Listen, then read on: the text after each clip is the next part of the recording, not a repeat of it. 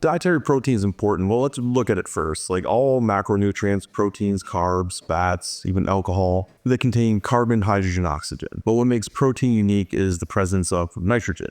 Carbohydrates and fat your body can store.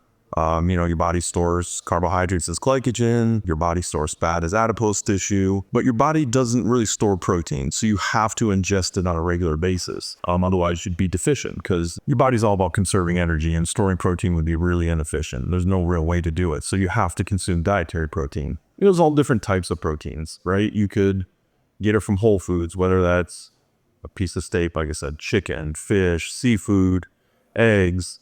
But then you have protein powders, and you have your different types. You have whey isolates, whey concentrates, micellar caseins, collagens, vegan proteins, and we'll talk a little bit about those today as well. Just give you some idea of differences, but yeah, you need to continually digest dietary proteins to get that nitrogen, so that way your body can repair the tissues. Also too, you have, this whole new semaglutide, GLP-1 effect that's going on, where people are not eating as much, not as hungry. And for those people too, intake of dietary protein is important, because if they're not eating much, yeah, they're losing fat, but if they're not taking enough dietary protein, they're going to waste muscle tissue. In general, our bodies are set up for survival. It's really hard for your body to get energy from protein. It has to go through this pathway called gluconeogenesis, where it breaks it down. It takes a lot of energy to do that. I guess we'll talk about different types of dietary proteins.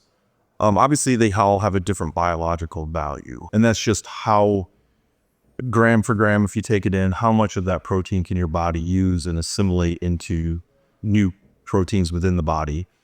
So things like a whey protein isolate, concentrate, they typically have the highest biological value. Whole eggs, because you got to think that's really a whole chicken that just hasn't fully developed, so it's got every element of it. Then you have things like chicken, fish, beef. Biological value goes down, and then you get into your grains, so rice, pea, whatever vegan proteins. Those have a lot lower biological value. So yes, the protein still, but you're not as effective. And then when you look at things like, say like a whey protein isolate, what's an isolate versus a concentrate? It's just how much it's been processed and filtered. So whey protein concentrate has been processed, but not all the way, so there's still more fats and carbohydrates in it. There's also a lot higher glutamine and branched chain amino acid content to it too, so there's positives, but it just has a little bit more fat and carbs, and more of those carbs is lactose. So if you're someone who's lactose sensitive or intolerant, concentrates may not be the best for you, because you're going to get bloating, upset stomach. Like 66% of the population that consumes protein is lactose intolerant. Again, if you want a cleaner, lactose-free product, then you'd want something like an isolate. Then you can get into products like a micellar casein. A lot of times people call those nighttime proteins, because so essentially when that micellar protein is in your stomach, it is like a jawbreaker, right? Well, jawbreaker just dissolves slowly from the outside in. So if that's happening with a protein, it's just slowly releasing nitrogen amino acids into your blood. It does it over a long period of time. So a lot of times those help keep you feeling fuller while you're sleeping, releasing amino acids while you sleep. And then you get into whole food proteins, right? So maybe you're just not someone who wants a whey-based product. You want something, that has a blend of different amino acid profiles. There's different protein blends on the market that have milk proteins, caseins, different types of concentrates, isolates. But then you say you have a product like Emery Light, where it's beef, chicken, salmon, eggs, pea, rice. So you have a gamut of animal proteins to vegan proteins, so that way you're getting complementary and varying amino acid profiles, so it's more complete in that regard for training, supplementation. Where you're at the store, you're buying beef, lean beef, you're buying chicken, you're buying fish, you're buying rice and vegetables and fruit. So it's really taking that and making it into a powdered meal replacement version of it, so you're getting all those different profiles. Another benefit of animal-based proteins, especially beef, chicken, they naturally contain creatine.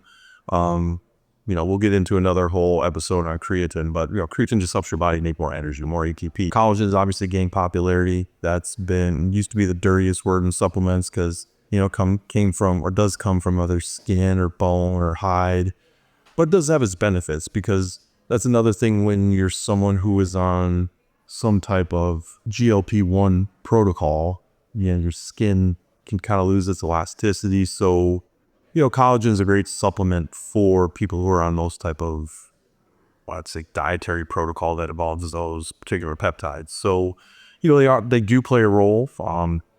And again, for hair, skin, nails, things, again, if your body's deficient, there's something that's in your diet, those are good, types of proteins to add. You look at FDA guideline, I think for a 200-pound male, it says 70 grams per day. But that's a guideline that was established many moons ago. Sedentary individuals, people who were not training, not trying to put on tissue. I think a good guide would be, 1 gram of, high quality dietary protein per, I would say, lean pound of body weight. When I say lean, so say I'm 240 right now, but my lean goal weight's 225. I would base it off that. And it really depends on where you're at. If, you're still consuming a lot of good carbohydrates and fats, you can take in a little less protein because your body's not going to break down that protein, to gluconeogenesis and use it for energy. But then maybe as your diet progresses and some of those other macros come out, maybe a little bit more dietary protein to offset that. Your body cares nothing about aesthetics. It doesn't care how it looks. It cares how it functions. It cares about survival. So, if you're someone who is trying to put on muscle, or you're someone who's trying to get leaner, change your body comp, you really are going to need to increase your protein intake. And that's kind of the breadth of protein. But again, why do you need it? You have to just continually keep that nitrogen in your blood because, again, your body doesn't really have a storage mechanism like it does carbohydrates. Yeah, just want to give you guys some good information on, dietary proteins. If you're looking for good quality proteins, obviously, we've run the gamut from mass gainers to isolates to Emery Light, which are protein, whole food-based protein blends. So you get those very amino acid profiles all the way to concentrate blends with ration. Yeah, check it out at redcon1.com. Again, any questions, feel free to comment. You'll email me directly, eric@redcon1.com. Be more than happy to help you out.